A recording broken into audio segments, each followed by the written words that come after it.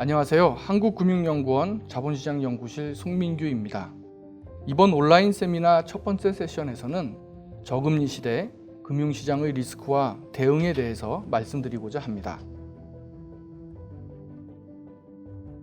최근 코로나 바이러스 확산은 글로벌 경제 위기로 확대되는 양상입니다. 이를 극복하기 위해 각국의 중앙은행들은 기준금리를 대폭 인하하는 등 완화적 통화 정책을 사용하고 있습니다. 한국은행도 최근 기준금리를 0%대로 낮추었습니다. 이는 우리나라 기준금리의 역대 최저치에 해당합니다. 문제는 전 세계적인 코로나 팬데믹이 진정되더라도 우리나라뿐만 아니라 많은 국가의 저금리 기조는 장기화될 가능성이 높아 보입니다. 2008년 글로벌 금융위기 이후 코로나 사태 이전까지 상황을 회고해 보더라도 이러한 예상이 어느 정도 타당해 보입니다. 예를 들어서 일본은 아직 마이너스 기준금리를 유지하고 있고 유럽 또한 0%를 유지하고 있습니다. 미국이 2015년부터 2019년까지 기준금리를 인상했었지만 2000년대 평균하고 비교할 때에는 낮은 수준이었습니다. 이제는 글로벌 저금리 그리고 국내 저금리 상황이 상당히 장기화될 것이다라는 가능성을 디폴트로 두고 경제 상황을 이해해야 하는 시점으로 판단이 됩니다. 이러한 문제의식 하에서 저금리 기조의 장기화에 따른 리스크와 대응 방안에 대해 논의해 보고자 합니다.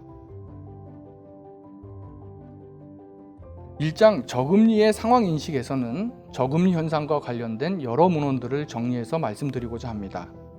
2장에서는 저금리로 인해 발생할 수 있는 리스크의 유형을, 3장에서는 이에 대한 대응 방안들을 말씀드리겠습니다. 저금리 현상은 글로벌 현상이라는 점을 먼저 말씀드리고자 합니다. 글로벌 저금리 현상이 세간에 부각된 것은 2008년 글로벌 금융위기를 극복하는 과정에서 미국, 유럽, 일본 등 주요국의 완화적 통화정책 때문이었습니다. 하지만 글로벌 금리 하락의 추세는 지난 40년 동안 이어진 장기적인 현상입니다. 왼쪽 그래프는 미국의 국채금리 10년물을 80년도부터 그려본 것입니다. 한때 15% 정도 보인 적이 있었지만 40년 동안 꾸준히 추세적으로 내려오고 있습니다. 다만 2008년 글로벌 금융위기 이전에는 저금리 기조와 함께 경기 변동 진폭이 축소되고 안정적인 인플레이션율이 유지되는 등 경제의 대안정기, 그레이트 모더레이션이라고 불리었습니다. 이 시기에는 리스크 요인이 크게 이슈화되지 않았습니다. 그러나 글로벌 금융위기 이후에는 저금리 추세에도 불구하고 경기 침체가 장기화되고 있어서 소위 저금리, 저성장, 저물가 현상으로 특징 지어지는 뉴노멀, 새로운 균제 상태 진입에 대한 우려가 제기되고 있는 상황입니다. 유럽, 일본 등에서는 금리가 하락해서 마이너스까지 되어 있는 상황이고 오른쪽 테이블을 보시면 거의 모든 만기물에 대해서 마이너스를 보이고 있습니다. 심지어 유럽 재정위기 당시 그리스의 금리는 30%를 넘었었는데 지금은 그리스마저도 1%대의 금리를 보이고 있습니다.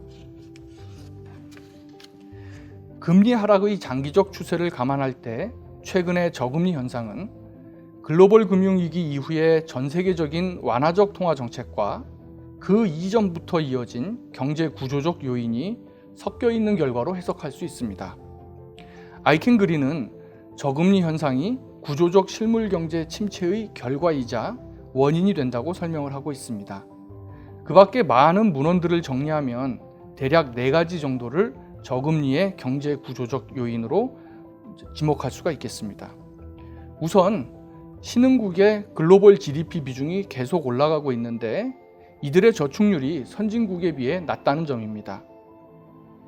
글로벌 임밸런스, 글로벌 세이빙스 글럿, 그리고 안전자산 부족 현상, 이러한 문헌들이 모두 이것과 맥락이 닿아 있습니다. 둘째, 기술 발전이 자본재의 가격을 하락시키고 투자 지출을 줄이는 방향으로 이루어지고 있다는 설명도 있습니다.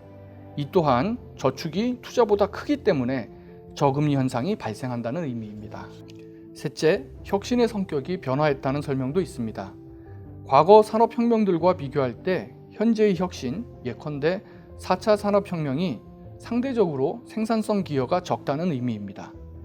넷째, 세계 인구 증가율이 감소한 영향도 있다는 설명입니다. 인구 증가율 감소가 자본의 한계 생산성을 떨어뜨렸다는 의미입니다.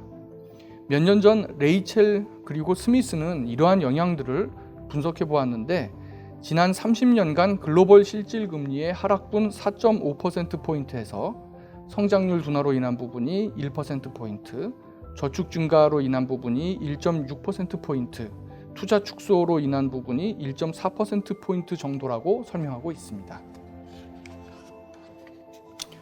우리나라의 저금리 현상은 기본적으로 우리나라가 소규모 개방 경제이기 때문에 글로벌 저금리 추세에 동조할 수밖에 없다고 생각하고 있습니다.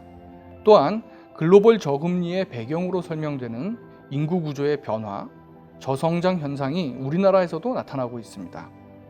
생산 가능 인구가 2018년 정점에 도달한 이후 하락하고 있으며 소위 주력 산업의 약화가 이에 해당합니다. 글로벌 안전자산 부족 현상도 우리 시장에 어느 정도 영향을 주고 있는 것으로 보입니다.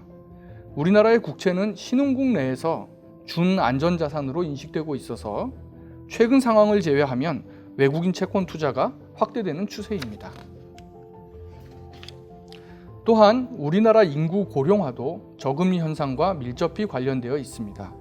인구 고령화라고 하면 덜 태어나고, 다시 말하면 인구 증가율이 하락하고, 태어나면 오래 사는, 다시 말하면 기대 수명이 상승하는 두 가지 상황이 함께 이어지면서 나타나는 것입니다.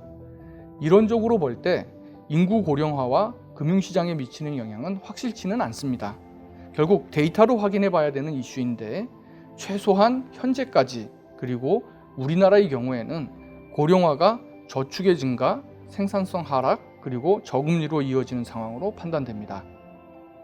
그림은 우리나라의 실질 금리와 인구 증가율, 기대 수명, 노령 인구 부양 비율의 관계를 살펴본 최근 연구인데요. 보시는 바와 같이 고령화는 저금리와 밀접히 관련되어 있는 것으로 나타납니다. 우리가 현재의 저금리 현상을 걱정하는 것은 저금리가 투자 수요의 촉진, 경기 회복으로 이어지는 자동 조절 장치가 작동하지 않을 가능성이 있다는 것입니다. 오히려 반대로 저금리가 투자를 위축시키고 경기를 악화시키며 이런 현상이 저금리를 더욱 심화시키는 연쇄적인 악순환이 발생할 수 있다라고 하는 우려입니다. 이때 중요한 연결고리 중 하나는 미래에 대한 비관적 전망, 불확실성 확대와 같은 심리적인 요인입니다. 이후 관련된 내용에서 다시 한번 말씀드리겠지만 시장이 믿을 수 있는 정책 당국과의 솔직한 커뮤니케이션은 저금리의 대응 정책에서 매우 중요한 포인트라고 생각하는 이유입니다. 이 페이지는 일장을 요약한 것입니다. 저금리 현상은 생산성, 인구 구조, 산업 구조 등 다양한 요인들과 관련되어 있다고 생각합니다.